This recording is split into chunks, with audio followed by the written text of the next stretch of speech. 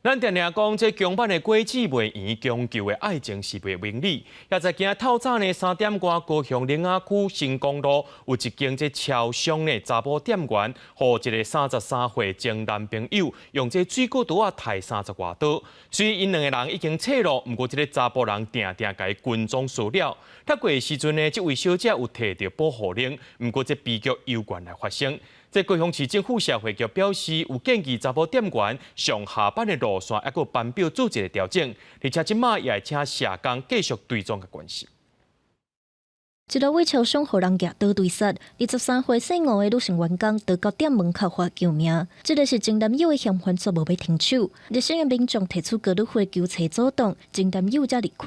不过，这个女性员工已经互人扑30刀，双手双脚拢受伤。经查系余姓犯嫌违反保护令，接近吴姓被害人，并持凶器攻击吴女的手部及腿部，造成受伤出血后逃逸。你说他申请过保护令？有跟我说，他们大夜班也有跟我讲过，你不要太靠近他，他也怕我有危险。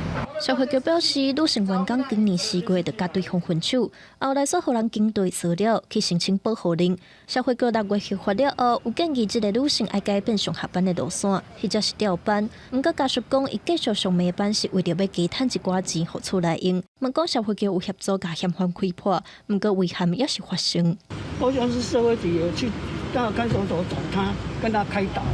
无奈就是说，人家对我们就是说，等这种事情发生的要怪谁？那社工介入后呢，联系被害人，除了提供情绪的支持外，也跟被害人来讨论安全计划，所以会建议更换工作地点、工作时段，甚至平常要携带着一些防身的一些器材。警方表示，家人对杀的前男友违反保护令，挖进受害者，已经全力追捕，嘛掌握男性逃走的方向。若找到人会依照违反家暴法设定未遂等罪嫌，移送高雄地检署侦办，嘛会建议法院甲人收押。记者综合报道。